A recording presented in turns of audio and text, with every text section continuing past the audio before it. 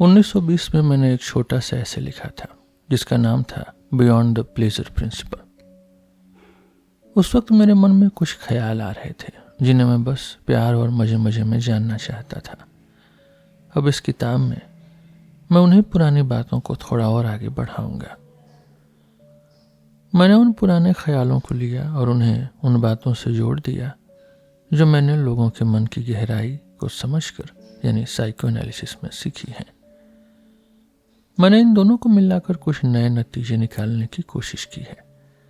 इस बार मैंने शरीर के विज्ञान यानी बायोलॉजी का सहारा नहीं लिया है, इसलिए यह किताब पहले वाली किताब के मुकाबले साइको एनालिसिस यानी मन की जांच पड़ताल के ज़्यादा करीब है।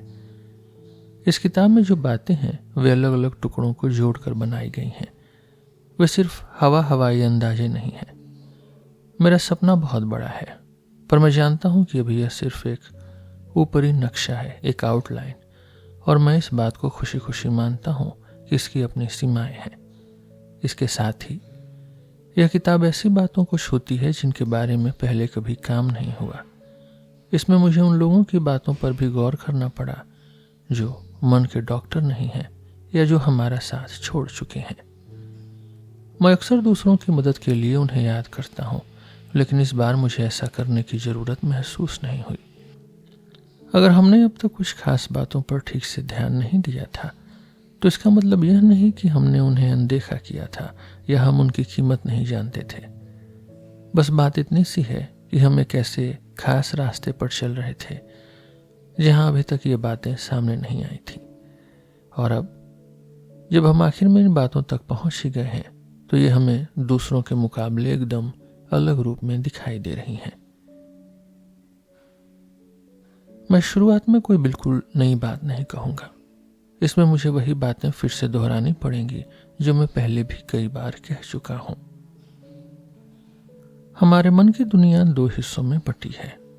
एक वो जिसका हमें होश रहता है, कॉन्शियस, और एक वो जो मन के अंदर कहीं छुपा है, अनकॉन्शियस। इसी एक बात पर हमारे मन की पूरी जांच पड़ताल, ये साइको एनालिसिस टिकी है। इसी बंटवारे की वजह से हम मन की उन खराबियों या बीमारियों को समझ पाते हैं जो बहुत जरूरी हैं। सीधे शब्दों में कहें तो साइको एनालिसिस यह नहीं मानती कि होश में रहना यानी कॉन्शियसनेस ही मन की असली जान है, बल्कि होश में रहना तो मन की सिर्फ एक खूबी है जो कभी होती है और कभी नहीं। अगर मैं यह मान लूं कि मन की पढ़ाई में यानी साइकोलॉजी में इंटरेस्ट रखने वाले हर इंसान को यह किताब पढ़नी चाहिए, तो भी मुझे पता है कि कुछ लोग इसी बात पर रुक जाएंगे। उन्हें यह बात हजम नहीं होगी।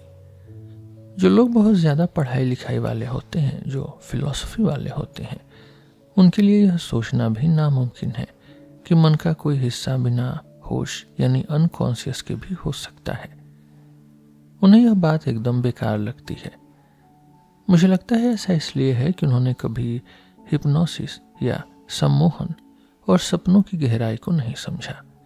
अगर वे इन्हें समझते तो वे जान जाते कि सिर्फ होश वाली पढ़ाई से सपनों और सम्मोहन की गुत्थी नहीं सुलझ सकती।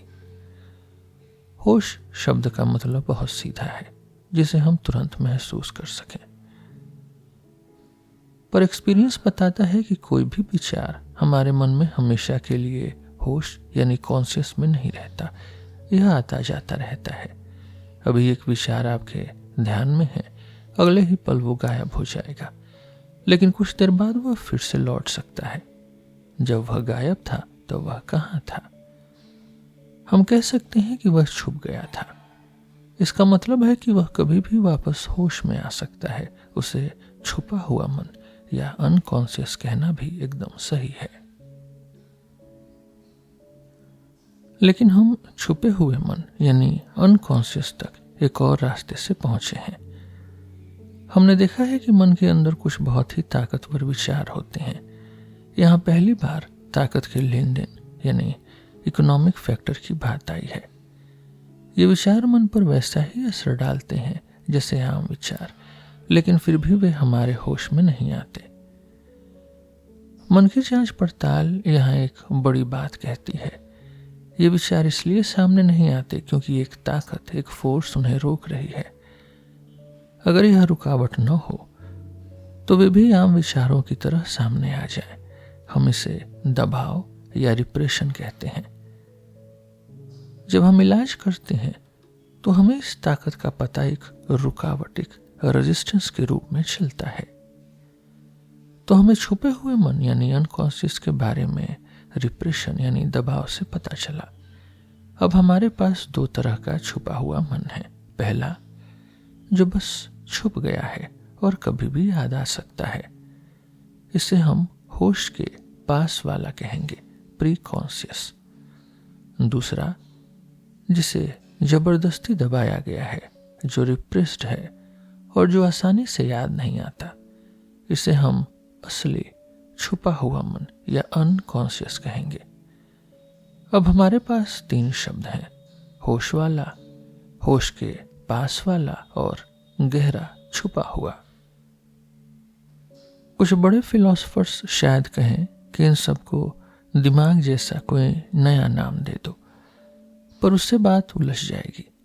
सच तो यही है कि ये सब हमारे मन के ही हिस्से हैं, बस हमें इनके बारे में पहले पता नहीं था। अब हम अपने इन 3 शब्दों, होश वाला, होश के पास वाला और गहरा छुपा हुआ के साथ आराम से काम शुरू कर सकते हैं। बस हमें यह याद रखना है कि दिखने में भले ही छुपे हुए मन के 2 रूप हों, पर असर के मामले में वह एक ही है। कई बार हम इस फर्क को भूल भी जाएं तो चलेगा, पर कुछ जगहों पर इसे याद रखना बहुत जरूरी है। अब तक हमें इन 2 मतलबों की आदत पड़ गई है और हमारा काम अच्छे से चल रहा है। जहां तक मैं देख पा रहा हूं, इस उलझन से बचना नामुमकिन है। होश में आना या न होना बस एक एहसास, एक परसेप्शन की बात है। हमें यह तो पता चल जाता है कि कोई चीज महसूस हो रही है या नहीं, पर यह नहीं पता चलता कि उसका कारण क्या है। लेकिन जैसे जैसे हमने मन की जांच पड़ताल को आगे बढ़ाया, हमें लगा कि ये 3 शब्द भी काफी नहीं है। काम के दौरान हमें कुछ नई मुश्किलें आने लगी। सबसे बड़ी बात यह सामने आई कि हर इंसान के अंदर मन का एक हिस्सा होता है जो सब कुछ संभालता है। इसे हम ईगो यानी मैं कहते हैं। यह ईगो हमारे होश यानी कॉन्शियसनेस को संभालता है और हमारे शरीर की हलचल को काबू करता है। यानी बाहर की दुनिया में हमें क्या करना है यही तय करता है। यह मन का वह हिस्सा है जो रात को सो जाता है, पर सोते समय भी यह सपनों पर नजर रखता है, सेंसरशिप करता है।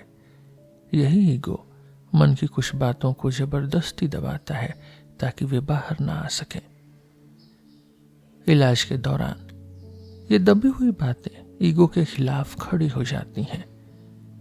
हमारा काम उस रुकावट को हटाना होता है जो ईगो ने उन दबी हुई बातों के खिलाफ खड़ी की है। पर हमने देखा है कि जब हम मरीज को कोई काम देते हैं तो वह मुश्किल में फंस जाता है।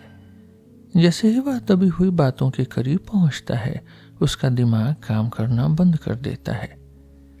हम उसे बताते हैं कि तुम्हारे अंदर एक रुकावट काम कर रही है, पर उसे इस बात का कोई पता नहीं होता। उसे बस थोड़ा अजीब महसूस होता है, पर वह यह नहीं बता पाता कि वह क्या है। अब यहां एक चौंकाने वाली बात सामने आती है। यह रुकावट या रेजिस्टेंस उसके ईगो से ही आ रही है। इसका मतलब है कि ईगो के अंदर भी कुछ ऐसा है जो छुपा हुआ है, अनकॉन्शियस है। वह भी ठीक दबी हुई बातों की तरह बिहेवियर करता है, यानी वह होश में आए बिना ही बड़ा असर डालता है। उसे होश यानी कॉन्शियस में लाने के लिए बहुत मेहनत करनी पड़ती है। अगर हम पुरानी बातों पर ही अड़े रहें और यह कहते रहें कि लड़ाई सिर्फ होश और छुपे हुए मन के बीच है, तो हम उलझ जाएंगे। अब हमें यह कहना होगा कि लड़ाई ईगो और दबी हुई बातों यानी रिप्रेस्ड के बीच है। इस नई बात से छुपे हुए मन को समझने का तरीका बदल गया है। पहले हमने इसे ताकत के हिसाब से समझा था, अब हम इसे मन की बनावट यानी स्ट्रक्चर के हिसाब से समझ रहे हैं। हमें यह समझ आ गया है कि छुपा हुआ मन और दबी हुई बातें एक ही चीज नहीं है। यह सच है कि हर दबी हुई बात छुपी होती है, पर हर छुपी हुई बात दबी हुई नहीं होती। हमारे ईगो का एक हिस्सा, और वह भी बहुत जरूरी हिस्सा भी, छुपा हुआ हो सकता है, अनकॉन्शियस हो सकता है, और यह हिस्सा होश के पास वाले की तरह नहीं है जिसे आसानी से याद किया जा सके। जब हमें पता चला कि एक तीसरी तरह का छुपा हुआ मन भी है जो दबाया नहीं गया है, तो छुपा हुआ शब्द हमारे लिए थोड़ा कम जरूरी होने लगा। इसके अब कई मतलब हो सकते हैं, फिर भी हमें इस शब्द को पूरी तरह नहीं छोड़ना चाहिए, क्योंकि गहराई वाली इस पढ़ाई, इस डेप्थ साइकोलॉजी में होश यानी कॉन्शियस ही वह अकेली रोशनी है जो हमें रास्ता दिखाती है। बीमारियों की जांच पड़ताल की वजह से हमारा पूरा ध्यान उन बातों पर चला गया था जिन्हें हम मन में दबा देते हैं, पर अब हम ईगो यानी खुद के बारे में और जानना चाहते हैं, क्योंकि हमें पता चल गया है कि ईगो का भी एक हिस्सा मन में गहराई में छुपा रहता है। अब तक हम सिर्फ होश यानी कॉन्शियस और छुपे हुए मन यानी अनकॉन्शियस के बीच का फर्क देख रहे थे, पर अब पता चला है कि यह फर्क काफी नहीं है। अब सवाल यह है कि हमें जो भी जानकारी मिलती है वह तो होश के जरिए ही मिलती है, यहाँ तक कि छुपे हुए मन के बारे में जानने के लिए भी उसे होश में लाना पड़ता है। पर रुकिए, यह कैसे मुमकिन है? होश में लाना आखिर होता क्या है? यह सब कैसे काम करता है? हमें पता है कि शुरुआत कहां से करनी है। हमारा होश हमारे मन की मशीनरी की सबसे ऊपरी परत की तरह है। यह बाहरी दुनिया के सबसे करीब होता है। हमारे शरीर की बनावट भी कुछ ऐसी ही है, इसलिए हमें अपनी जांच पड़ताल इसी होश वाली ऊपरी परत से शुरू करनी होगी। बाहर से जो भी हमें महसूस होता है, जैसे देखना, सुनना या अंदर की भावनाएं, वो तो शुरू से ही हमारे होश में होती हैं। लेकिन उन बातों का क्या जो हमारे दिमाग के अंदर चलती हैं, जिन्हें हम सोचना यानी थॉट प्रोसेसेस कहते हैं। ये तो मन की ताकत का एक जगह से दूसरी जगह जाना है ताकि हम कोई काम कर सकें। क्या ये बातें ऊपर की तरफ आती हैं ताकि हमें उनका होश हो सके, या फिर होश खुद नीचे की तरफ जाता है? जब हम मन को एक जगह की तरह सोचते हैं तो ऐसी उलझनें आती हैं, पर असल में बात कुछ और ही है। मैंने पहले भी एक बार कहा था कि गहरे छुपे हुए विचार और होश के पास वाले विचार यानी अनकॉन्शियस और प्री कॉन्शियस में एक बड़ा फर्क है। गहरा छुपा हुआ विचार यानी अनकॉन्शियस किसी ऐसी चीज से बना होता है जिसे हम पहचान नहीं पाते, लेकिन होश के पास वाला यानी प्री कॉन्शियस विचार शब्दों से जुड़ा होता है।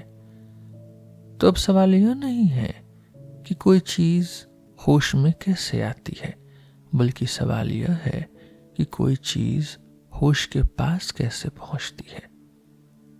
और इसका जवाब है उन शब्दों से जुड़कर जो उस बात के लिए बने हैं, उन वर्बल इमेजेस से जुड़कर जो उस बात के लिए बने हैं। ये शब्द, ये वर्बल इमेजेस और कुछ नहीं बल्कि हमारी पुरानी यादें हैं, मेमोरी रेसिड्यूज। कभी न कभी हमने इन्हें सुना या देखा था और यादों की तरह ये फिर से होश में आ सकती हैं। यहाँ एक नई बात समझ आती है, सिर्फ वही चीज दोबारा होश में आ सकती है जिसे हमने कभी बाहर से महसूस किया हो।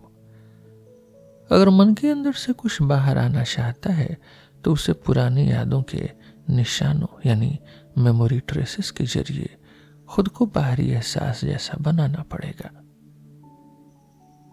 हम यादों को मन की ऊपरी परत के ठीक बगल में मान सकते हैं ताकि वे आसानी से बाहर आ सकें। यह कुछ कुछ वैसा ही है जैसे कभी कभी हमें भ्रम, हमें हेलुसिनेशन होता है। वैसे तो हम एक साफ याद और असली चीज में फर्क कर सकते हैं, पर जब याद बहुत ज्यादा ताकतवर हो जाती है तो वह बिल्कुल असली लगने लगती है। ये शब्दों वाली यादें, ये वर्बल रेसिड्यूज ज्यादातर सुनने से आती हैं। इसलिए होश के पास वाले मन का अपना एक खास सोर्स है, एक खास जरिया है। शब्दों को देखना, पढ़ना ये बात की बात है। असल में एक शब्द की जान वह याद है, वह मेमोरी ट्रेस है जो हमने कभी सुनी थी। हमें बातों को आसान बनाने के चक्कर में एक जरूरी बात नहीं भूलनी चाहिए, वह है तस्वीरों वाली यादें, यानी ऑप्टिकल मेमोरी रेसिड्यूज। ये शब्दों वाली यादों से अलग होती हैं। कई लोगों के लिए सोचने का तरीका यही होता है कि वे चीजों को तस्वीरों के रूप में देखते हैं और फिर उन्हें होश यानी कॉन्शियस में लाते हैं। सपनों और जागते हुए देखे जाने वाले ख्यालों की जांच पड़ताल से हमें पता चलता है कि तस्वीरों में सोचना यानी विजुअल थिंकिंग कैसा होता है। इसमें हम सिर्फ चीजों की तस्वीर देख पाते हैं, पर उन चीजों के बीच का रिश्ता तस्वीरों में नहीं दिखता। इसलिए तस्वीरों में सोचना होश यानी कॉन्शियस में आने का एक अधूरा तरीका है। यह तरीका शब्दों में सोचने के मुकाबले छुपे हुए मन यानी अनकॉन्शियस के ज्यादा करीब है, और यह इंसानों के इतिहास में शब्दों से भी पुराना है। तो अब असली बात पर वापस आते हैं। अगर छुपी हुई चीजें इसी तरह होश के पास यानी प्री कॉन्शियस पहुंचती हैं, तो फिर दबाई हुई यानी रिप्रेस्ड बातों को होश में कैसे लाया जाए? इसका जवाब यह है कि इलाज के दौरान हम उन दबी हुई बातों को शब्दों और यादों के बीच की कड़ियों से जोड़ देते हैं। होश अपनी जगह रहता है और छुपा हुआ मन ऊपर नहीं आता, बस कड़ियां जुड़ जाती हैं। बाहर की दुनिया को हमारा ईगो कैसे देखता है यह तो साफ है, पर अंदर की चीजों को ईगो कैसे देखता है इसकी गहरी जांच पड़ताल जरूरी है। हमें यह डाउट होने लगता है कि क्या होश सिर्फ मन की सबसे ऊपरी परत पर ही होता है। अंदर के एहसास हमें मन की बहुत गहरी परतों से मिलते हैं। हमें इन फीलिंग्स, हमें इन भावनाओं के बारे में बहुत कम पता है। इनमें सबसे अच्छा एग्जाम्पल प्लेजर यानी मजा और पेन यानी दर्द का है। यह एहसास बाहर से मिलने वाली जानकारियों से भी ज्यादा पुराने और गहरे हैं। यह तब भी महसूस हो सकते हैं जब इंसान पूरी तरह होश में न हो। इन एहसासों का पैसे के मामले जैसा बड़ा मोल है, क्योंकि ये मन की ताकत को ऊपर नीचे करते हैं। यह एहसास एक साथ कई जगहों से आ सकते हैं और अलग अलग तरह के हो सकते हैं। मजे वाले एहसास हमें कुछ करने के लिए मजबूर नहीं करते, लेकिन दर्द वाले एहसास हमें बहुत जोर से धक्का देते हैं। दर्द हमें कुछ बदलने या उस बेचैनी को बाहर निकालने के लिए मजबूर करता है। इसलिए हम मानते हैं कि दर्द का मतलब है मन में ताकत का बहुत बढ़ जाना, और मजे का मतलब है उस ताकत का कम हो जाना। अब सवाल यह है कि क्या यह एहसास जहां पैदा होते हैं वहीं महसूस हो जाते हैं, या इन्हें भी मन की ऊपरी परत तक पहुंचना पड़ता है? क्लिनिकल एक्सपीरियंस से पता चलता है कि इन्हें भी ऊपरी परत तक पहुंचना पड़ता है। यह एहसास किसी दबी हुई इच्छा की तरह काम करता है। यह हमें धक्का तो देता है, पर हमारे ईगो को इसका पता नहीं चलता। जब इस धक्के को कोई चीज रोकती है, तब जाकर वह दर्द के रूप में अचानक होश में आता है। जैसे शरीर की जरूरतें, जैसे भूख कई बार मन में दबी रहती है, वैसे ही शरीर का दर्द भी छुपा रह सकता है। सच तो यह है कि भावनाएं यानी फीलिंग्स तभी होश में आती हैं जब वे मन की ऊपरी परत तक पहुंचती हैं। अगर रास्ता बंद है तो वे महसूस ही नहीं होंगी। हम कई बार बोलचाल में अनजाने डर या अनजानी भावनाओं अनकॉन्शियस फीलिंग्स की बात करते हैं, पर यह कहना पूरी तरह सही नहीं है। फर्क यह है कि छुपे हुए विचारों को होश में लाने के लिए शब्दों की कड़ी चाहिए होती है, पर भावनाओं के साथ यानी फीलिंग्स के साथ ऐसा नहीं होता। वे सीधे पहुंचती हैं। यानी फीलिंग्स के मामले में होश और होश के पास जैसा कोई बीच का रास्ता नहीं होता।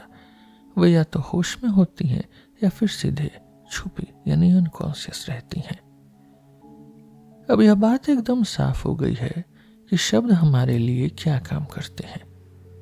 शब्दों की मदद से ही हमारे मन के अंदर चलने वाली सोच एक एहसास, एक परसेप्शन जैसा रूप ले लेती है।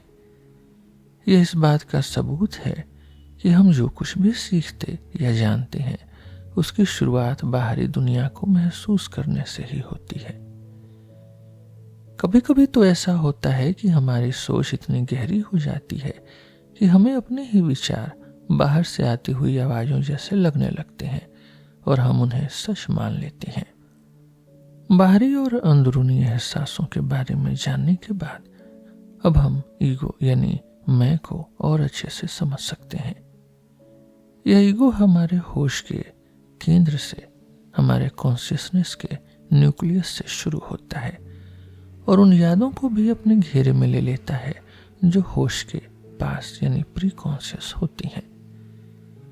पर जैसा कि हमने पहले ही देखा है, ईगो का एक हिस्सा मन की गहराइयों में छुपा भी रहता है। यहां हमें एक लेखक जॉर्ज ग्रोंडिक की बात समझनी चाहिए। वे कहते हैं कि हमारा ईगो खुद कुछ नहीं करता, वो तो बस सुस्त बैठा रहता है। असल में कुछ अनजान और बेकाबू ताकतें हमें चलाती हैं, मानो कोई और हमें जी रहा हो। हम सबने कभी न कभी ऐसा महसूस किया है, इसलिए हम मन के उस हिस्से को जो होश के करीब है ईगो कहेंगे और मन के उस दूसरे हिस्से को जहां ये अनजान और बेकाबू ताकतें रहती हैं उसे इड का नाम देंगे, आईडी। जो बातें हमने मन में दबा दी हैं वे भी इसी इड का हिस्सा बन जाती हैं। ईगो ने इन दबी हुई बातों के सामने रुकावट खड़ी कर रखी है, पर ये बातें इड के रास्ते से ईगो तक पहुंचने की कोशिश करती हैं। ईगो असल में इड का ही वह हिस्सा है जो बाहरी दुनिया के असर से बदल गया है। ईगो का काम यह है कि वह बाहरी दुनिया की बातों को इड तक पहुंचाए। इड तो सिर्फ मजा चाहता है, पर ईगो उसे असलियत बताता है। ईगो का मतलब है समझदारी, रीजन और अकल, जबकि इड में सिर्फ जुनून और बेकाबू पैशंस भरी होती हैं, बेकाबू भावनाएं भरी होती हैं। ईगो और इड का रिश्ता एक घुड़सवार और घोड़े जैसा है।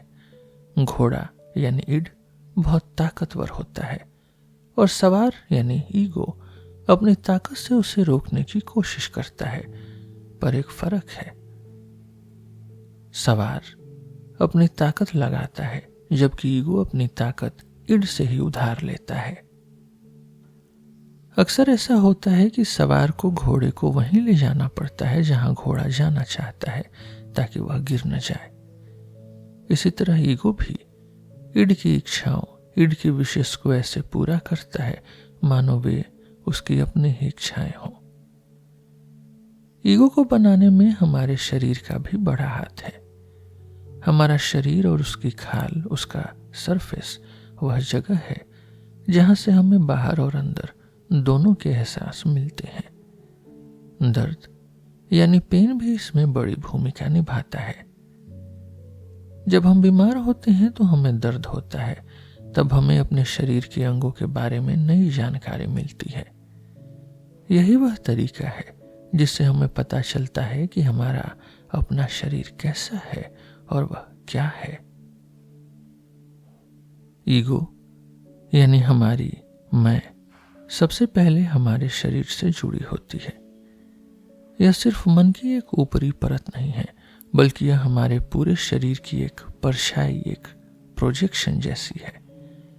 अगर हम इसे समझने के लिए डॉक्टरों का सोचने का तरीका देखें, तो यह हमारे दिमाग के अंदर बैठे उस छोटे आदमी जैसा है जो सिर के बल खड़ा है, जिसके पैर हवा में हैं और जिसका चेहरा पीछे की तरफ है। हमने बार बार देखा है कि ईगो और होश का गहरा रिश्ता है। हम अक्सर यह सोचते हैं कि हमारे मन की बुरी बातें या गंदे ख्याल ही गहराई यानी अनकॉन्शियस में दबे रहते हैं। हमें लगता है कि जो बातें जितनी ऊंची और अच्छी होंगी वे उतनी ही आसानी से हमारे होश में रहेंगी, लेकिन मन की जांच पड़ताल हमें कुछ अलग ही बताती है। सच तो यह है कि दिमाग के बहुत मुश्किल काम, जिनके लिए बहुत ध्यान, बहुत कंसंट्रेशन चाहिए, वे भी हमारे होश में आए बिना ही छुपे हुए मन में पूरे हो जाते हैं। इसका सबसे अच्छा सबूत यह है कि कभी कभी सोते समय हमारा दिमाग किसी मुश्किल सवाल को हल कर लेता है, सॉल्व कर लेता है, जिसे हम जागते समय नहीं कर पाए थे। जब हम सुबह सोकर उठते हैं तो हमें अचानक उसका जवाब पता होता है। पर इससे भी ज्यादा हैरान करने वाली एक और बात है। हमने देखा है कि कुछ लोगों में खुद को परखने की ताकत और सही गलत की समझ भी उनके छुपे हुए मन यानी अनकॉन्शियस में बैठी होती है। वे जाने अनजाने में ही खुद को दोषी यानी गिल्ट में मानने लगते हैं और उन्हें पता भी नहीं चलता। इसे हम अनजाना गलती का एहसास या अनकॉन्शियस सेंस ऑफ गिल्ट कहते हैं। यह बात हमें बहुत परेशान करती है, क्योंकि मन की बीमारियों में, न्यूरोसिस में, यही एहसास मरीज को ठीक होने से रोकता है। यह ठीक होने के रास्ते में सबसे बड़ा पत्थर बन जाता है। इसका मतलब यह हुआ कि हमारे मन की सबसे नीची और बुरी बातें ही नहीं, बल्कि सबसे अच्छी और ऊंची बातें, जैसे सही गलत की समझ भी गहराई में छुपी हो सकती हैं। इससे फिर वही बात साबित होती है कि हमारा ईगो सबसे पहले हमारे शरीर से ही बना है। अगर ईगो यानी हमारी मैं सिर्फ मन का वो हिस्सा होता है जो बाहर की दुनिया से मिलकर बदलता है, तो कहानी बहुत सीधी होती, पर मामला थोड़ा कॉम्प्लिकेटेड है। ईगो के अंदर एक और ऊंचा हिस्सा होता है जिसे हम सुपर ईगो कहते हैं। यह हिस्सा हमारे होश, हमारे कॉन्शियस से बहुत कम जुड़ा होता है। इस बात को समझने के लिए हमें थोड़ा गहराई में जाना होगा। हमने गहरी उदासी की बीमारी की जांच पड़ताल करते हुए एक बात सीखी थी। जब कोई इंसान अपनी किसी प्यारी चीज या किसी इंसान को खो देता है, तो वह उसे अपने ईगो के अंदर ही फिर से बसा लेता है, यानी वह खुद वैसा ही बनने लगता है जैसा वह खोया हुआ इंसान था। इसे हम पहचान बना लेना या आइडेंटिफिकेशन कहते हैं। पहले हमें लगता था कि यह सिर्फ बीमारी में होता है, पर अब हम जानते हैं कि इसी तरीके से हमारा कैरेक्टर यानी चरित्र बनता है। बचपन के शुरुआत में किसी को प्यार करना और उसके जैसा बन जाना, दोनों बातें लगभग एक जैसी ही होती हैं। बाद में हमारे ईड को किसी चीज की जरूरत महसूस होती है। ईगो उस वक्त बहुत कमजोर होता है, पर उसे पता चल जाता है कि ईड को क्या चाहिए। वह या तो उसकी बात मान लेता है या फिर उन इच्छाओं को दबाने की कोशिश करता है। जब किसी को अपना कोई प्यारा इंसान छोड़ना पड़ता है, कोई सेक्सुअल ऑब्जेक्ट, तो अक्सर उसका ईगो बदल जाता है। वह उस खोए हुए इंसान को अपने अंदर ही बिठा लेता है। शायद ईगो ऐसा इसलिए करता है ताकि उस चीज को छोड़ने का दुख कम हो सके। हमारा कैरेक्टर, हमारा चरित्र उन तमाम पुरानी यादों और पसंदों का ढेर है जिन्हें हम पीछे छोड़ आए हैं। कुछ लोग दूसरों के असर को जल्दी मान लेते हैं और कुछ लोग डट कर मुकाबला करते हैं। इसे एक और सोचने के तरीके से भी देख सकते हैं। ईगो अपनी इस बदली हुई पहचान से ईड पर काबू पाना चाहता है। वह ईड से कहता है, देखो मैं बिल्कुल वैसा ही हूं जिसे तुम प्यार करते थे, अब तुम मुझे ही प्यार कर सकते हो। इस तरह ईगो खुद को प्यार का केंद्र बना लेता है।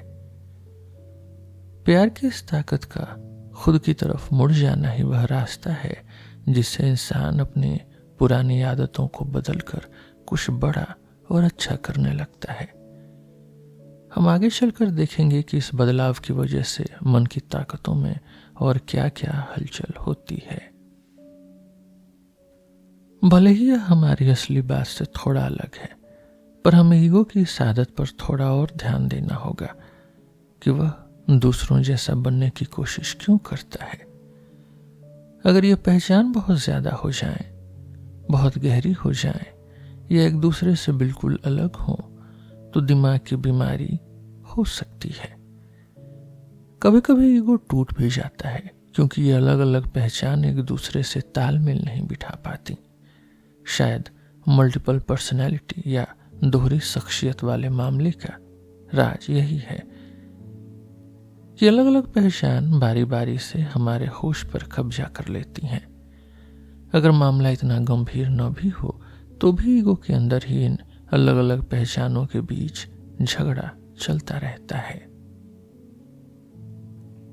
इंसान चाहे जितना भी बड़ा क्यों न हो जाए, बचपन की वो शुरुआती पहचान सबसे गहरी और हमेशा रहने वाली होती है। यहीं से सुपर ईगो की शुरुआत होती है।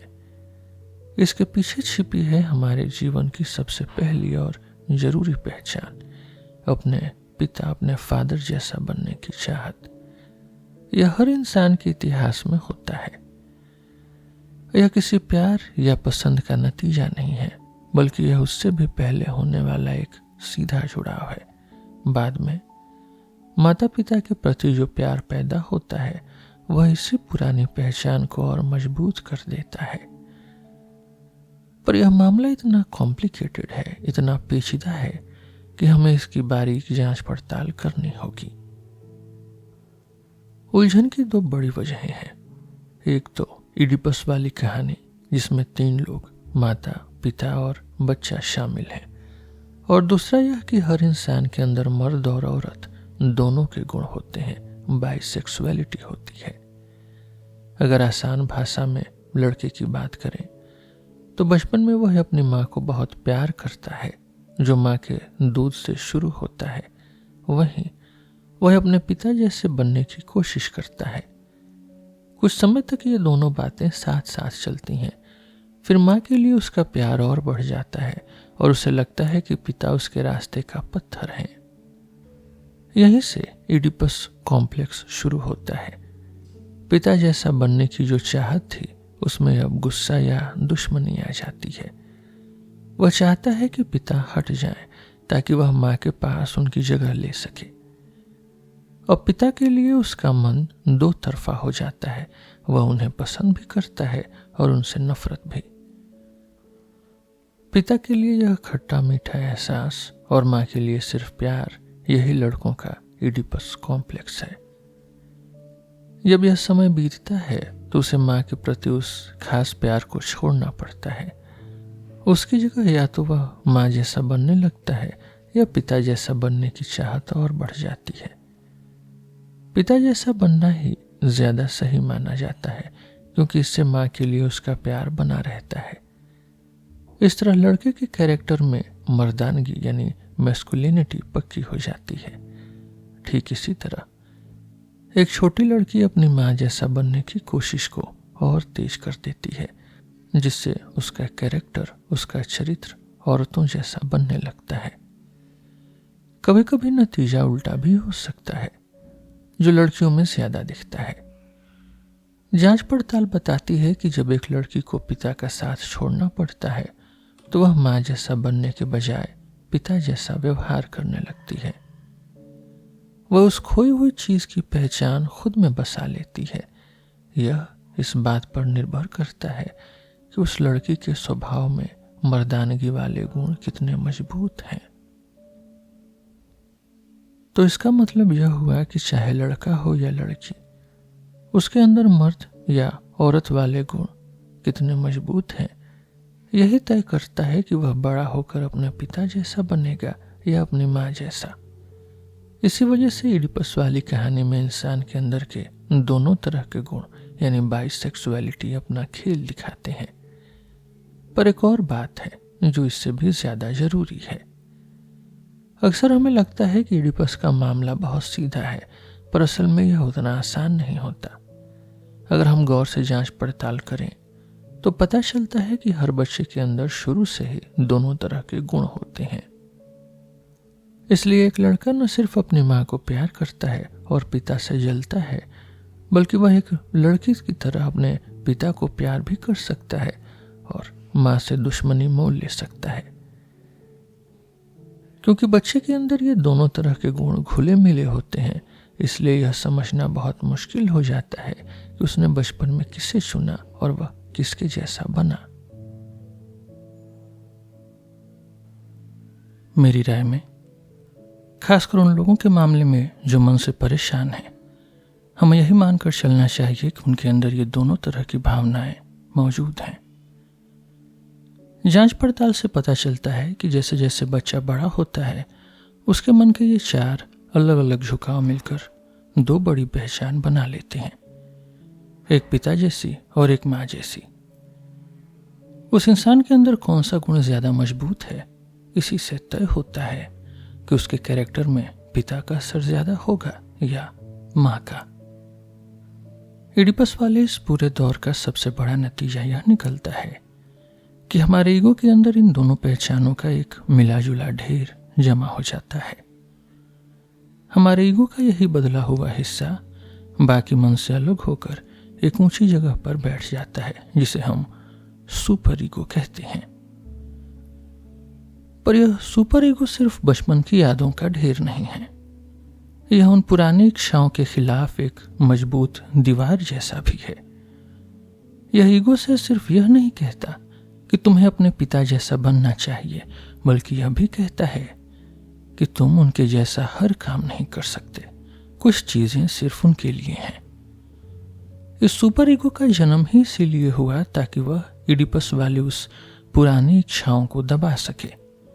यह कोई आसान काम नहीं था। बच्चे को लगता था कि उसके पिता उसकी इच्छाओं के रास्ते में सबसे बड़ी रुकावट है, इसलिए बच्चे के ईगो ने उस रुकावट को अपने अंदर ही खड़ा कर लिया। ऐसा करने की ताकत उसने अपने पिता से ही उधार ली थी। यही वजह है कि सुपर ईगो का स्वभाव हमेशा पिता जैसा होता है। बचपन में यह इडिपस वाली बात जितनी मजबूत होगी और जितनी जल्दी दबाया जाएगा, चाहे स्कूल, धर्म या घर की पढ़ाई लिखाई से, आगे चलकर वह सुपर ईगो उतना ही सख्त हो जाएगा। फिर वह इंसान को सही गलत की समझ या अनजाने कसूरवार होने के एहसास के रूप में परेशान करता रहेगा, अनकॉन्शियस गिल्ट के रूप में। आगे चलकर मैं आपको बताऊंगा कि इस सुपर ईगो के पास इतनी ताकत कहां से आती है कि यह हमें किसी हुक्म की तरह दबा कर रखता है। अगर हम फिर से सोचें कि यह सुपर ईगो कैसे बना, तो हमें दो बड़ी वजहें दिखती हैं। एक तो शरीर का विज्ञान यानी बायोलॉजिकल फैक्टर, और दूसरा हमारा इतिहास यानी हिस्ट्री। पहली बात यह कि इंसान का बच्चा बहुत समय तक बेबस रहता है और उसे दूसरों पर निर्भर रहना पड़ता है। दूसरी बात वही इडिपस वाला किस्सा है जिसे हमने अपने अंदर दबा दिया था। कुछ लोगों का तो यह भी मानना है कि यह सब हजारों साल पहले बर्फ के जमाने से चला आ रहा है। यह सुपर ईगो हमारे माँ बाप के असर को हमारे अंदर हमेशा के लिए जिंदा रखता है। अक्सर लोग इल्जाम लगाते हैं कि मन की जांच पड़ताल यानी साइको एनालिसिस करने वाले लोग इंसान की अच्छी और ऊंची बातों पर ध्यान नहीं देते। यह बात दो वजहों से गलत है। पहली यह कि हमने शुरू से ही माना है कि अच्छी बातें ही मन की इच्छाओं को दबाने का काम करती हैं। दूसरी बात यह कि हम कोई बनी बनाई कहानी नहीं सुना रहे थे, बल्कि धीरे धीरे एक एक कदम बढ़ाकर मन की गुत्थियां सुलझा रहे थे। अब हम उन लोगों को जवाब दे सकते हैं जो कहते हैं कि इंसान के अंदर कुछ तो ऊंचा होता है। हम कह सकते हैं कि हाँ, बिल्कुल होता है, और वही यह सुपर ईगो है। जब हम छोटे बच्चे थे तो हम अपने माँ बाप को बहुत बड़ा और ऊंचा समझते थे। हम उनसे डरते भी थे और उन्हें पसंद भी करते थे। बाद में हमने उन्हीं को अपने अंदर बसा लिया। यह सुपर ईगो उस इडिपस वाले समय का वारिस है। इसे खड़ा करके हमारा ईगो पुरानी इच्छाओं पर काबू तो पा लेता है, पर वह एक तरह से ईड के नीचे दब जाता है। यहाँ ईगो बाहर की दुनिया और असलियत को देखता है, वहीं सुपर ईगो अंदर की दुनिया को संभालता है। इन दोनों के बीच का झगड़ा असल में बाहर की दुनिया और मन की दुनिया के बीच की लड़ाई है। इस ऊंची सोच के बनने से हजारों सालों के इंसानी विकास की यादें हमारे ईगो में आ जाती हैं। हमारे मन की सबसे गहरी और दबी हुई बातें इसी तरीके से हमारे लिए सबसे ऊंची और कीमती चीजें बन जाती हैं। इस सुपर ईगो को मन के किसी एक कोने में ढूंढना नामुमकिन है। यह सुपर ईगो वह सब काम करता है जो एक अच्छे इंसान से उम्मीद की जाती है। यह पिता की कमी को पूरा करता है, इसलिए यहीं से सारे धर्मों की शुरुआत हुई है। जब किसी भक्त को लगता है कि वह अपनी ऊंची सोच जैसा नहीं बन पा रहा, तो वह खुद को छोटा और बेकार महसूस करने लगता है। जैसे जैसे बच्चा बड़ा होता है, पिता की जगह स्कूल के मास्टर और दूसरे बड़े लोग ले लेते हैं। उनकी रोक टोक और हुक्म हमारे सुपर ईगो में समा जाते हैं और सही गलत की समझ बन जाते हैं। जब हमारी समझ और हमारे काम आपस में नहीं मिलते तो हमें कसूरवार यानी गिल्ट होने का एहसास होता है। समाज के लोग भी एक दूसरे से इसलिए जुड़ते हैं क्योंकि उनकी ऊंची सोच, उनका ईगो आइडियल एक जैसी होती है। धर्म, सही गलत की समझ और समाज, ये तीनों चीजें जो इंसान को महान बनाती हैं, असल में शुरू में एक ही थीं। मैंने अपनी पुरानी किताब टोटम और टाबू में यह बताया है कि ये सब हमने अपने पिता के साथ जुड़ाव यानी फादर कॉम्प्लेक्स से सीखी हैं। धर्म और खुद पर काबू पाना हमने इडिपस कॉम्प्लेक्स को वश में करके सीखा, और समाज के साथ मिलकर रहने की भावना तब पैदा हुई जब भाइयों और बराबरी वालों के बीच की जलन को खत्म करना जरूरी हो गया। ऐसा लगता है कि मर्दों ने इन अच्छी बातों को पहले सीखा और फिर ये औरतों तक पहुंची। आज भी हमारे अंदर समाज के लिए जो प्यार जागता है, उसकी जड़ में अपने भाई बहनों से जलन और मुकाबला यानी राइवलरी ही होती है। हम अपनी दुश्मनी को बाहर नहीं निकाल सकते, इसलिए हम अपने दुश्मन जैसा ही बनने लगते हैं। जब हम हजारों सालों के इंसानी इतिहास की बात करते हैं तो कुछ नई मुश्किलें खड़ी हो जाती हैं, पर हमें इनसे डरना नहीं चाहिए। सवाल यह है कि पुराने जमाने के इंसान के मन के किस हिस्से ने धर्म और अच्छी बातों को सीखा। क्या वह ईगो था या ईड? अगर वह ईगो था तो हम यह क्यों नहीं कहते कि ईगो ने यह बातें अपने बच्चों को विरासत में दे दी? और अगर वह ईड था तो यह ईड के स्वभाव के खिलाफ लगता है। क्या हम ईगो, सुपर ईगो और ईड के बंटवारे को बहुत पुराने समय पर थोप रहे हैं? क्या हमें यह मान लेना चाहिए कि हमारे ये शब्द पुराने इतिहास को समझने में कोई मदद नहीं करते? सबसे आसान सवाल का जवाब पहले देते हैं। ईगो और ईड का बंटवारा तो बहुत पुराने इंसानों, यहां तक कि छोटे जीवों में भी होता है, क्योंकि यह बाहर की दुनिया के असर से बनता है। पर सुपर ईगो उन खास एक्सपीरियंसेस से बना जिनसे टोटम वाली सोच पैदा हुई। अब यह पूछना बेकार है कि इसे ईगो ने सीखा या ईड ने। सच तो यह है कि ईड को बाहर की दुनिया का कोई भी पता ईगो के रास्ते ही चलता है। फिर भी हम यह नहीं कह सकते कि ईगो अपनी सीखी बातें सीधे अपने बच्चों को दे देता है। यहाँ हमें एक अकेले इंसान और पूरी इंसानी जाति के बीच का फर्क समझना होगा। हमें ईगो और ईड के बीच के फर्क को बहुत पत्थर की लकीर नहीं मानना चाहिए। ईगो असल में ईड का ही बदला हुआ एक हिस्सा है। शुरू में ईगो जो कुछ सीखता है वह शायद मरते समय खो जाता है, पर जब वही बातें हजारों सालों तक बार बार होती हैं तो वे ईड का हिस्सा बन जाती हैं और बच्चों को विरासत में मिलने लगती हैं। इस तरह ईड के अंदर पुराने लाखों ईगो की यादें जमा हो जाती हैं।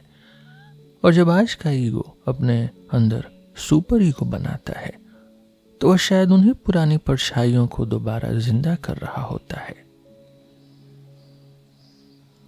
सुपर ईगो जिस तरह बना है उससे पता चलता है कि हमारे मन की पुरानी लड़ाइयाँ कैसे आज भी जारी रहती हैं। अगर कोई बच्चा इडिपस वाले दौर को ठीक से पार नहीं कर पाता तो ईड से उठने वाली वह ताकत सुपर ईगो में जाकर हलचल मचाती है। सुपर ईगो का गहरा रिश्ता मन की छुपी हुई ताकतों से होता है, इसलिए हमारी अच्छी सोच या आदर्श या आइडियल भी कई बार हमारे होश से, हमारे कॉन्शियस से बाहर होते हैं। वह लड़ाई जो कभी मन की गहराइयों में दबी थी और खत्म नहीं हुई, वह अब मन के ऊंचे हिस्से में लड़ी जाती है, ठीक वैसे ही जैसे आसमान में होने वाली बादलों की लड़ाई। हमने मन को 3 हिस्सों में बांटा है, ईड, ईगो और सुपर ईगो। अगर इससे हमारी जानकारी बढ़ी है तो हमें मन के आपसी रिश्तों को और अच्छे से समझना चाहिए। हमने पहले ही देखा है कि ईगो बाहर की बातों को महसूस करता है। जैसे ईड अपनी अंदरूनी इच्छाओं के हिसाब से चलता है, वैसे ही ईगो बाहर की जानकारियों के हिसाब से काम करता है। ईगो भी ईड का ही एक बदला हुआ हिस्सा है, इसलिए इस पर भी उन इच्छाओं का असर पड़ता है। मैंने मन की इच्छाओं को समझने के लिए एक नया तरीका निकाला है। हमारे अंदर 2 तरह की ताकतें होती हैं। पहली है इरोस या प्यार और जीवन की ताकत। इसमें सिर्फ प्यार ही नहीं बल्कि खुद को बचाए रखने की हिम्मत भी शामिल है। यह ताकत जीवन को मजबूत बनाती है और उसे बिखरने से रोकती है। दूसरी ताकत को समझना थोड़ा कठिन है। इसे हम मौत की चाहत या डेथ इंस्टिंक्ट कह सकते हैं। इसका काम जीवन को वापस बेजान चीजों में बदलना है। यानी एक ताकत जीवन को जोड़ती है और दूसरी उसे वापस पहले जैसा शांत और बेजान करना चाहती है। हमारा जीवन इन दोनों ताकतों के बीच का झगड़ा और मेलजोल ही है। यह सवाल कि जीवन कैसे शुरू हुआ, यह तो बहुत बड़ा है, पर जीवन का मकसद इन 2 रास्तों के बीच ही छिपा है। शरीर के अंदर जो कुछ बनता या टूटता है वह इन्हीं 2 ताकतों से जुड़ा है। ये दोनों ताकतें शरीर के हर नन्हे हिस्से में मौजूद होती हैं और आपस में घुली मिली रहती हैं। यह मानना बहुत जरूरी है कि ये दोनों हमेशा साथ काम करती हैं। ऐसा लगता है कि जब बहुत सारी नन्ही सेल्स मिलकर एक बड़ा शरीर बनाती हैं तो मौत की चाहत को शरीर के अंदर से हटाकर बाहर की तरफ मोड़ दिया जाता है। इसके लिए शरीर अपने मसल्स का इस्तेमाल करता है। इस तरह खुद को ख़त्म करने वाली यह ताकत बाहर की दुनिया में चीज़ों को तोड़ने फोड़ने या दूसरों को चोट पहुंचाने के रूप में दिखाई देती है। अगर हम यह मान लें कि मन की ये दोनों ताकतें आपस में मिल सकती हैं तो यह भी मुमकिन है, यह भी पॉसिबल है कि वे एक दूसरे से अलग हो जाएं। जैसे प्यार में थोड़ा सा गुस्सा या सख्ती कई बार काम की चीज होती है, लेकिन अगर यही सख्ती बिल्कुल अलग और बेकाबू हो जाए तो समझिए कि दोनों ताकतें एक दूसरे से अलग हो गई हैं। यहाँ से हमें बहुत सी नई बातें समझ आती हैं। हम देखते हैं कि चीजों को तोड़ने वाली ताकत अक्सर प्यार के काम आती है। कभी कभी मिर्गी का दौरा पड़ना इस बात का सबूत होता है कि मन की ये दोनों ताकतें अलग हो गई हैं। मन की बहुत सी गंभीर बीमारियों में मौत की चाहत बहुत तेजी से बाहर निकल आती है। अगर कोई इंसान अपनी सोच में पीछे की तरफ मुड़ता है तो उसका मतलब है कि ताकतें अलग हो रही हैं। इसके उलट अगर वह आगे बढ़ता है तो प्यार वाली ताकत और बढ़ जाती है। मन में जो खट्टा मीठा एहसास होता है वह भी शायद इन ताकतों के ठीक से न मिल पाने का नतीजा है। अब हमारा मन यह जानने में है कि इन ताकतों का हमारे मन के हिस्सों ईगो, सुपर ईगो और ईड से क्या रिश्ता है, और प्लेजर प्रिंसिपल यानी मजे का नियम इसमें कैसे काम करता है। पर आगे बढ़ने से पहले एक डाउट दूर करना जरूरी है। मजे के नियम और ईगो की बनावट के तो पक्के सबूत हैं, पर क्या ये दो अलग अलग ताकतें वाकई सच हैं? शायद क्लिनिकल एनालिसिस में कुछ ऐसी बातें मिले जो इस सोच के खिलाफ हों। जैसे प्यार और नफरत को ही ले लीजिए। प्यार को पहचानना तो आसान है, पर मौत की चाहत को ढूंढना बहुत मुश्किल है। जांच पड़ताल से पता चलता है कि प्यार के साथ अक्सर नफरत भी चलती है। कई बार पहले नफरत होती है, फिर प्यार हो जाता है, और कई बार प्यार नफरत में बदल जाता है। अगर प्यार सच में नफरत बन सकता है, तो फिर दो अलग अलग ताकतों वाली हमारी बात गलत साबित हो सकती है। अब अगर कोई किसी खास वजह से प्यार के बाद नफरत करने लगे तो वह अलग बात है, या फिर अगर कोई शुरू में नफरत दिखाए पर अंदर से प्यार करता हो तो उसे भी हम बदलाव नहीं कहेंगे। पर मन की कुछ बीमारियों में ऐसा सच में होता है। वहां बीमार इंसान जिससे सबसे ज्यादा प्यार करता था, उसी को अपना सबसे बड़ा दुश्मन समझने लगता है और उसे चोट पहुंचाने की कोशिश करता है। यहां ऐसा लगता है कि मानो प्यार सच में नफरत में बदल गया हो। नई जांच पड़ताल बताती है कि कई बार जलन और गुस्से को पार करने के बाद ही प्यार पैदा होता है। तो सवाल यही खड़ा होता है कि क्या नफरत सीधे प्यार में बदल सकती है? एक और तरीका है जिसे हमने जांच पड़ताल से सीखा है। जब कोई इंसान सबको अपना दुश्मन समझने लगता है, पैरानोइया के केस में, तो उसके मन में एक बदलाव आता है। शुरू से ही उसके मन में प्यार और नफरत दोनों होते हैं। होता क्या है कि मन की ताकत को प्यार वाली जगह से हटाकर दुश्मनी वाली जगह पर लगा दिया जाता है। कुछ ऐसा ही तब होता है जब लोग जलन या मुकाबले को खत्म करके प्यार करने लगते हैं। जब दुश्मनी निकालने का कोई रास्ता नहीं मिलता, तो मन अपने फायदे के लिए दुश्मनी छोड़ देता है। वह प्यार का रास्ता चुन लेता है, क्योंकि वहां मजा मिलने की ज्यादा उम्मीद होती है। तो यहां भी नफरत सीधे प्यार में नहीं बदली, बस मन ने अपना रास्ता बदल लिया। इन सब बातों से हमें एक जरूरी बात समझ आती है। हमारे मन के अंदर एक ऐसी ताकत है जिसका अपना कोई रंग नहीं होता। यह ताकत चाहे तो प्यार के साथ जुड़ जाए या फिर नफरत के साथ। इसके बिना मन का काम आगे नहीं बढ़ सकता। अब सवाल यह है, यह ताकत आती कहां से है और इसका मतलब क्या है? मन की इच्छाओं को समझना अब भी थोड़ा मुश्किल है, पर हम देखते हैं कि एक इच्छा अपनी ताकत दूसरी इच्छा को दे देती है। अगर एक चीज से मजा नहीं मिल रहा, तो मन दूसरी चीज से मजा ले लेता है। ये सारी बातें हमें कुछ नया सोचने पर मजबूर करती हैं। मेरा अंदाजा है कि यह बीच वाली ताकत उस प्यार से आती है जो हम खुद से करते हैं। प्यार वाली ये ताकतें बहुत लचीली होती हैं, इन्हें कहीं भी मोड़ा जा सकता है। ये प्लेजर प्रिंसिपल, ये मजे के नियम के हिसाब से चलती हैं, ताकि मन की बेचैनी कम हो सके और मन की शक्ति बाहर निकल सके। मन के गहरे हिस्से यानी ईड को इस बात से कोई फर्क नहीं पड़ता कि यह ताकत, यह शक्ति किस रास्ते से बाहर निकल रही है, बस वह बाहर निकलनी चाहिए। हमने देखा है कि कई बार गुस्सा किसी गलत इंसान पर निकल जाता है।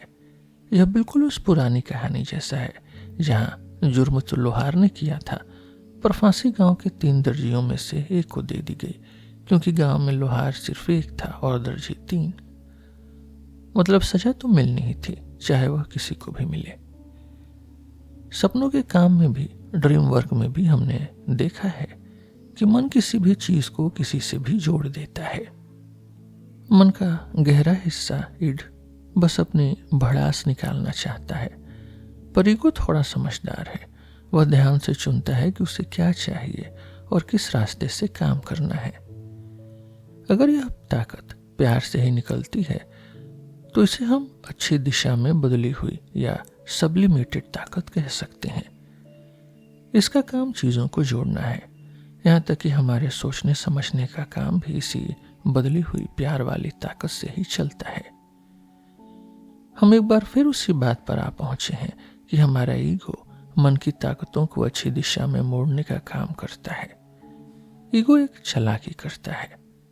इड जिन चीजों या लोगों को प्यार करती है, ईगो उनकी नकल उतार कर खुद वैसा ही बन जाता है। फिर वह इड की प्यार वाली सारी ताकत, सारी लिबिडो को अपनी तरफ खींच लेता है। इस तरह वह प्यार की ताकत को शरीर की भूख से अलग कर देता है, डिसेक्सुअलाइजेशन कर देता है। अब ईगो खुद को ही प्यार की जरूरी चीज बना लेता है और इस तरह वह प्यार की ताकत के खिलाफ काम करने लगता है। इसे समझने के लिए हमें खुद से प्यार करने वाली बात को थोड़ा और विस्तार से देखना होगा, नार्सिसिज्म को थोड़ा और विस्तार से। शुरू में सारी ताकत इड के पास जमा होती है, क्योंकि तब तक ईगो बहुत छोटा और कमजोर होता है। इड अपनी प्यार वाली ताकत बाहर की दुनिया पर लुटाती है, पर जैसे जैसे ईगो बड़ा और ताकतवर होता है, वह उस प्यार को बाहर से खींचकर अपने पास ले आता है। वह इड को मजबूर करता है कि वह उसे ही प्यार करे। जब हम गहराई से जांच पड़ताल करते हैं तो पता चलता है कि लगभग हर इच्छा प्यार की ताकत से ही निकली है। अगर मौत की चाहत वाली बात न होती तो हमें लगता है कि दुनिया में सिर्फ प्यार ही प्यार है, पर सच तो यह है कि मौत की चाहत बहुत चुपचाप काम करती है। जीवन में जो भी हलचल और शोर शराबा दिखता है, वह सब प्यार की ताकत की वजह से है। इड हमेशा शांति चाहती है। वह प्लेजर प्रिंसिपल यानी मजे के नियम को अपना रास्ता दिखाने वाला कंपस मानती है। जिंदगी असल में एक ढलान की तरह है जो धीरे धीरे मौत की तरफ जाती है, पर प्यार की ताकत नई नई जरूरतें पैदा करके इस ढलान को रोक देती है और मन में बेचैनी भर देती है। इड इस बेचैनी से बचने के लिए तुरंत मजा, तुरंत ग्रेटिफिकेशन चाहती है। यही वजह है कि प्यार के बाद जो शांति मिलती है वह मौत जैसी लगती है। कुछ छोटे जीव तो प्यार के काम के बाद तुरंत यानी रिप्रोडक्शन के तुरंत बाद मर जाते हैं। ऐसा इसलिए होता है क्योंकि मजा मिलने के बाद प्यार की ताकत खत्म हो जाती है और मौत की चाहत को अपना काम पूरा करने का खुला रास्ता मिल जाता है। अंत में हमारा ईगो भी इस प्यार की ताकत को अच्छी दिशा में मोड़कर इड की मदद करता है ताकि मन की बेचैनी कम हो सके। यह मामला काफी उलझा हुआ, काफी कॉम्प्लिकेटेड है, इसलिए इस किताब की बातें बार बार एक दूसरे से जुड़ती रहती हैं। हम जो नया सबक शुरू करते हैं वह हमें फिर से पुरानी बातों पर ले जाता है। जैसा कि हमने कई बार कहा है, हमारा ईगो यानी हमारा मैं उन लोगों की नकल से बना है जिन्हें हम पहले प्यार करते थे। इनमें से सबसे पहली और पुरानी पहचान हमारे मन में एक खास जगह बना लेती है जिसे हम सुपर ईगो कहते हैं। यह सुपर ईगो इसलिए भी इतना ताकतवर है क्योंकि यह तब बना था जब हमारा ईगो बहुत छोटा और कमजोर था। यह उस इडिपस वाले समय का वारिस है, इसलिए इसमें हमारे माता पिता का बहुत गहरा असर समाया हुआ है। बचपन का यह असर पूरी जिंदगी बना रहता है। जैसे एक छोटा बच्चा अपने माँ बाप की हर बात मानने को मजबूर होता है, वैसे ही बड़ा होने पर भी हमारा ईगो अपने इस सुपर ईगो के कड़े हुक्म के आगे झुकता है। यह सुपर ईगो मन के गहरे हिस्से यानी इड के बहुत करीब है, इसलिए यह हमारे होश से काफी दूर रहता है। इस बात को हम बीमार लोगों के इलाज के दौरान अच्छे से समझ सकते हैं। कुछ लोग इलाज के वक्त बड़ा अजीब बर्ताव करते हैं। जब डॉक्टर उनसे खुशी से कहता है कि तुम अब ठीक हो रहे हो, तो वे खुश होने के बजाय और भी ज्यादा बीमार पड़ जाते हैं। उनकी हालत सुधरने के बजाय बिगड़ने लगती है। इसे हम उल्टा असर या नेगेटिव रिएक्शन कहते हैं। सच तो यह है कि इन लोगों के अंदर कुछ ऐसा है जो ठीक होने से डरता है। उन्हें सेहत, उन्हें हेल्थ से ज्यादा बीमारी की जरूरत महसूस होती है। जब हम इसकी गहरी जांच पड़ताल करते हैं तो पता चलता है कि इसके पीछे एक सेंस ऑफ गिल्ट, एक गलती का एहसास छिपा है। उन्हें मन ही मन लगता है कि उन्होंने कोई बहुत बड़ी गलती की है और बीमार रहकर वे उस गलती की सजा काट रहे हैं। सबसे बड़ी मुश्किल यह है कि मरीज को खुद नहीं पता होता कि वह अपने आप को कसूरवार, अपने आप को गिल्टी मान रहा है। उसे तो बस अपनी बीमारी और तकलीफ महसूस होती है। उसे यह समझाना बहुत मुश्किल हो जाता है कि उसका मन उसे ठीक होने से रोक रहा है। वह तो बस यही कहता रहता है कि इलाज उसके लिए सही तरीका नहीं है। हमने जो बातें अभी कही हैं वे उन लोगों पर ज्यादा लागू होती हैं जो बहुत बीमार हैं। पर सच तो यह है कि मन की हर बड़ी बीमारी में यह गलती का एहसास थोड़ा बहुत जरूर होता है। शायद इसी बात से तय होता है कि कोई कितना ज्यादा बीमार पड़ेगा। इसलिए हम इस बारे में थोड़ी और गहरी जांच पड़ताल करेंगे कि अलग अलग हालतों में यह गलती का एहसास या सेंस ऑफ गिल्ट कैसे बाहर आता है। आमतौर पर जब हमें होश में रहते हुए अपनी गलती का एहसास होता है तो उसे समझना आसान है। यह तब होता है जब हमारे ईगो और सुपर ईगो के बीच खिंचाव पैदा होता है। हमारा सुपर ईगो एक जज की तरह हमारे ईगो की बुराई करता है। बीमार लोगों में जो खुद को छोटा समझने का एहसास होता है वह भी इसी से जुड़ा है। दो खास बीमारियों में तो यह गलती का एहसास या सेंस ऑफ गिल्ट इतना मजबूत होता है कि सुपर ईगो हमारे ईगो पर बहुत जुल्म करने लगता है। ये दो बीमारियां हैं, चीजों को बार बार दोहराना, ऑब्सेशनल न्यूरोसिस, और गहरी उदासी। चीजों को बार बार दोहराने वाली बीमारी में मरीज को अपनी गलती का एहसास तो बहुत होता है पर उसे समझ नहीं आता कि उसकी गलती क्या है। उसका ईगो इस बात को मानने से मना कर देता है और वह डॉक्टर से मदद मांगता है। पर ऐसे में मरीज की बात मान लेना बेवकूफ़ी होगी। जांच पड़ताल से पता चलता है कि उसका सुपर ईगो उन बातों को जानता है जो ईगो से छिपी हुई हैं। असल में यह उन दबी हुई इच्छाओं की वजह से होता है जो ईगो को पता ही नहीं है। इससे साबित होता है कि सुपर ईगो हमारे गहरे मन यानी ईड़ के बारे में ईगो से ज्यादा जानता है। गहरी उदासी में तो ऐसा लगता है जैसे सुपर ईगो ने हमारे पूरे होश पर कब्जा कर लिया है।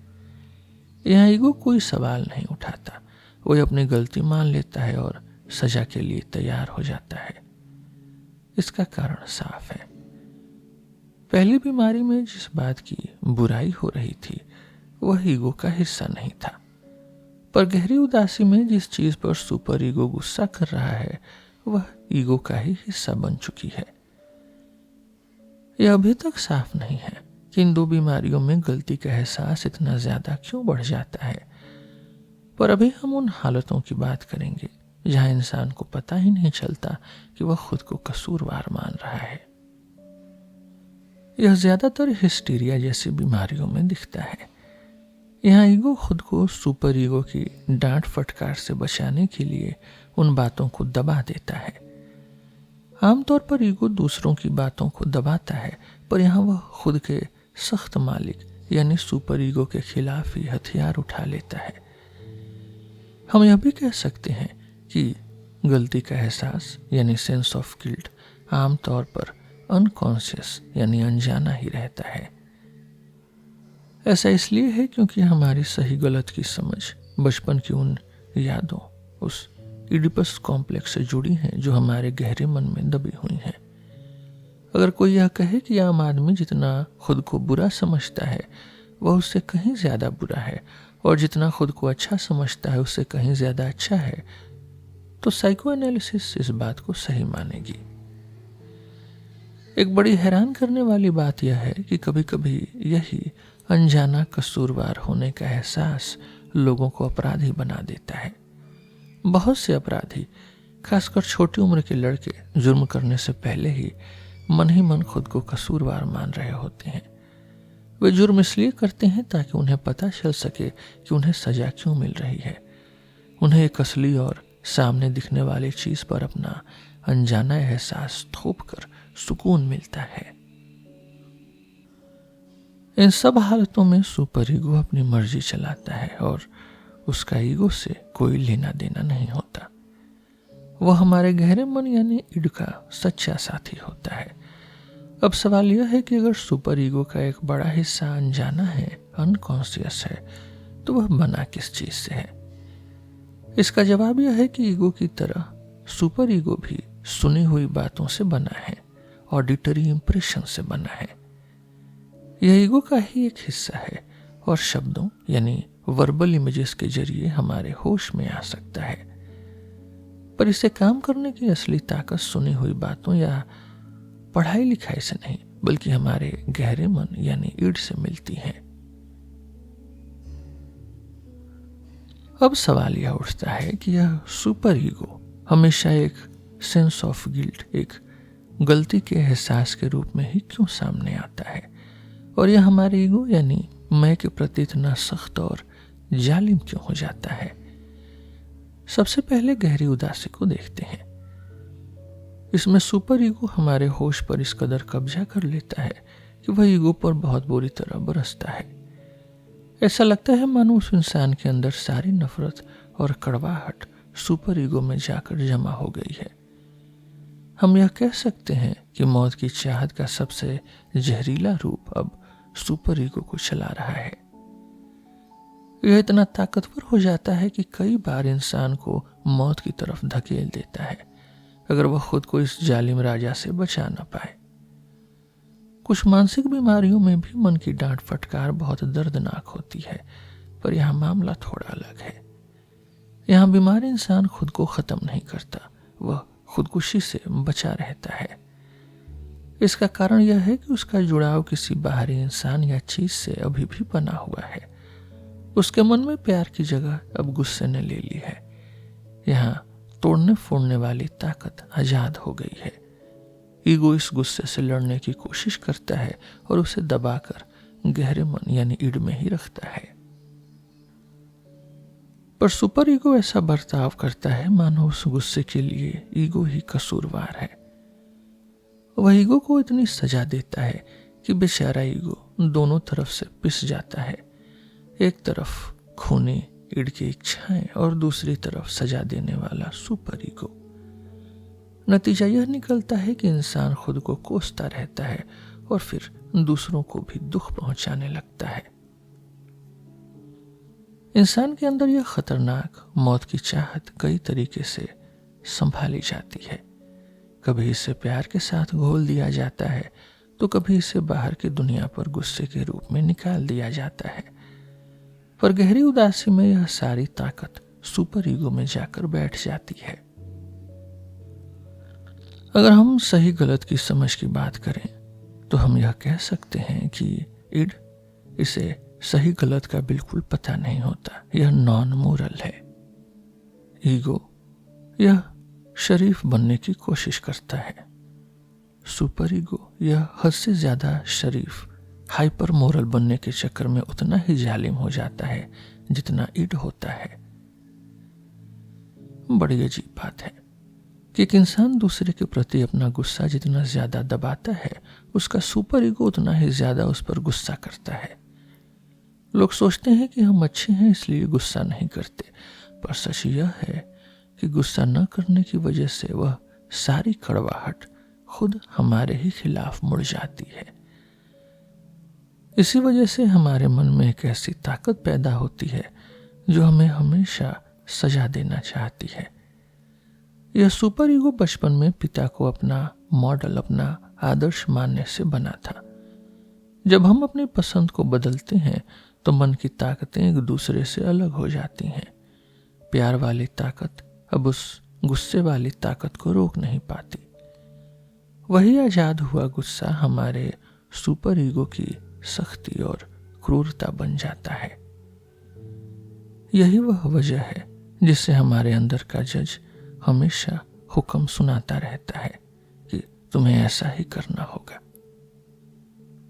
चलिए एक पल के लिए फिर से उस बीमारी के बारे में सोचते हैं जिसमें इंसान बातों को बार बार दोहराता है।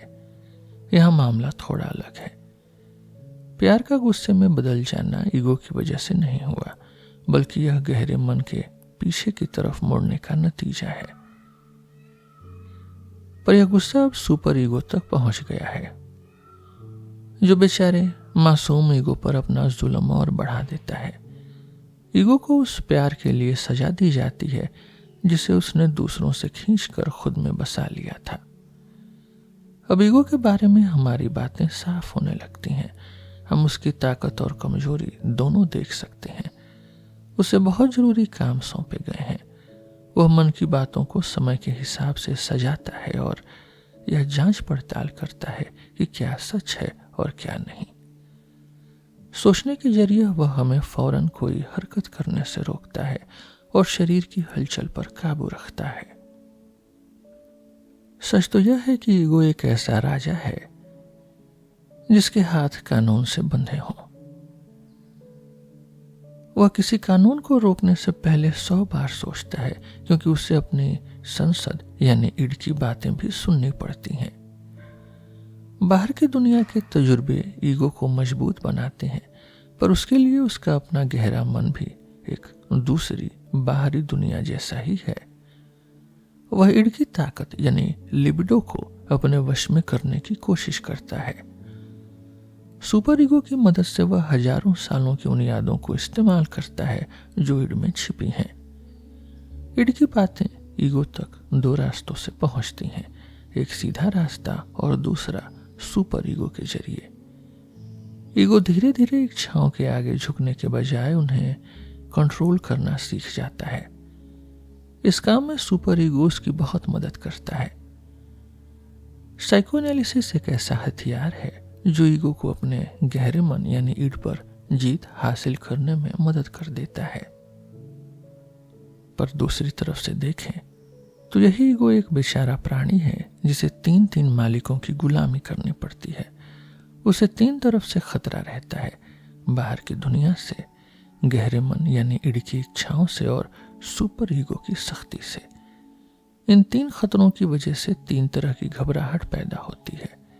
एक बिचौलिए, एक मीडिएटर की तरह ईगो बाहरी दुनिया और ईड के बीच सुलह करवाने की कोशिश करता है। वह ईड का सिर्फ साथी ही नहीं, बल्कि एक ऐसा गुलाम है जो अपने मालिक को खुश करने के लिए जी जान लगा देता है। वह ईड की बेतुकी मांगों पर पर्दा डालता है और दुनिया के सामने ऐसा नाटक करता है मानो ईड बहुत समझदार है। वह एक ऐसा नेता की तरह व्यवहार करता है जो अपनी कुर्सी बचाने के लिए झूठ बोलता है और सबको खुश रखता है। ईगो का झुकाव प्यार की ताकत की तरफ ज्यादा होता है। वह जिंदा रहना चाहता है और प्यार पाना चाहता है, पर अपनी इच्छाओं को काबू करने के चक्कर में वह सुपर ईगो के अंदर गुस्से को बढ़ा देता है। यही गुस्सा आखिर में खुद ईगो पर ही हमला करता है। ईगो की हालत उस नन्हे जीव जैसी हो जाती है जो अपने ही बनाई गंदगी की वजह से खत्म हो जाता है।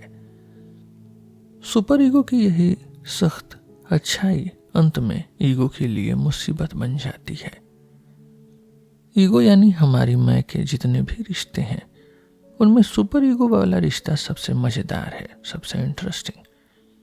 ईगो घबराहट यानी एंजाइटी का असली घर है। उसे 3 तरफ से खतरों की धमकी मिलती है, इसलिए वह उनसे बचने के लिए अपनी ताकत को खींच लेता है और उसे एंजाइटी, उसे घबराहट के रूप में बाहर निकाल देता है। शुरू में वह बस भागने की कोशिश करता है, पर बाद में वह अपने बचाव के लिए खास तरह के डर बना लेता है। ईगो बाहरी दुनिया या मन की दबी इच्छाओं से इतना क्यों डरता है यह तो साफ नहीं है, पर वह बस प्लेजर प्रिंसिपल, मजे के नियम की चेतावनी को मानता है। पर हमें यह पता है कि ईगो अपने उस जज से क्यों डरता है, उस सुपर ईगो से। बचपन में पिता से सजा मिलने का जो डर था, वही डर बड़ा होकर सही गलत की समझ बन जाता है। अक्सर लोग बड़े बड़े शब्दों में कहते हैं कि हर डर असल में मौत का डर होता है, पर इस बात का कोई मतलब नहीं है। मेरे हिसाब से मौत के डर को दूसरे डरों से अलग रखना चाहिए। मौत को समझना मन की जांच पड़ताल के लिए एक मुश्किल सवाल है, क्योंकि हमारा गहरा मन मौत को नहीं समझता। मौत के डर का मतलब है कि ईगो खुद को हारने के लिए छोड़ देता है, बिल्कुल वैसे ही जैसे वह किसी बाहरी चीज को खो देता है। यह डर ईगो और सुपर ईगो के बीच के झगड़े से जुड़ा है। मौत का डर दो हालतों में दिखता है, एक जब बाहर से कोई खतरा हो और दूसरा जब मन के अंदर कोई गड़बड़ हो, जैसे गहरी उदासी में। यहां भी बीमारी हमें सच्चाई समझने में मदद करती है। गहरी उदासी में मौत का डर इसलिए होता है क्योंकि ईगो को लगता है कि सुपर ईगो उसे प्यार करने के बजाय उससे नफरत करता है। ईगो के लिए जीने का मतलब है प्यार पाना, खासकर उस सुपर ईगो का प्यार जो बचपन में पिता के रूप में हमें बचाता था। पर जब ईगो को लगता है कि कोई उसे बचाने वाला नहीं है, तो वह खुद को मौत के हवाले कर देता है। यह बिल्कुल वैसा ही है जैसे पैदा होते वक्त या बचपन में मां के दूर चले जाने पर बच्चा घबराहट महसूस करता है। वह बिछड़ने का डर, वह सेपरेशन की एंजाइटी ही बड़े होकर मौत का डर बन जाती है। तो हम कह सकते हैं कि मौत का डर और सही गलत का डर दोनों ही बचपन के उन्हीं पुराने डरों से निकले हैं। मन की बीमारियों में जब ईगो और सुपर ईगो के बीच यह लड़ाई बढ़ जाती है, तो घबराहट यानी एंजाइटी और भी खतरनाक हो जाती है। आखिर में बात करते हैं हमारे गहरे मन यानी ईड की। ईड के पास ईगो को प्यार या नफरत दिखाने का कोई तरीका नहीं है। वह यह नहीं बता सकता कि उसे क्या चाहिए, क्योंकि उसके अंदर कोई एक सोच नहीं है।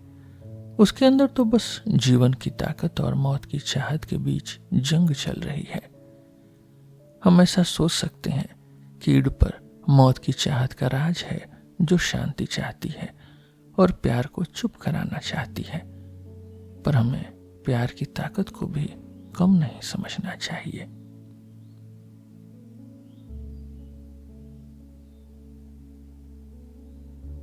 इसके साथ सिगमंड फ्रॉइड की यह किताब यहीं खत्म होती है। हम फिर मिलेंगे आपसे एक नए एपिसोड में एक नई किताब के साथ। मेरा नाम है रोहित और आप सुन रहे थे सिलेबस विथ रोहित। धन्यवाद।